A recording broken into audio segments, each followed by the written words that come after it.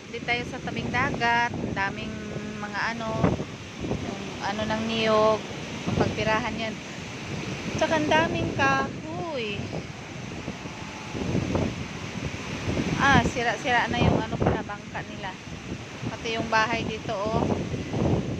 Wala na yung kay Michael. Sira na. Ako ito nagmamadali kasi may pasok pa. Ito kasi panahon lang to pag may bagyo. Pero ang trabaho ko araw-araw kasi may pasok kaya sige. Yan yung bahay, guys. Kawawa naman. Tapos yung sa amin doon sa likod nito, lumipat sila dyan sa bahay na yan.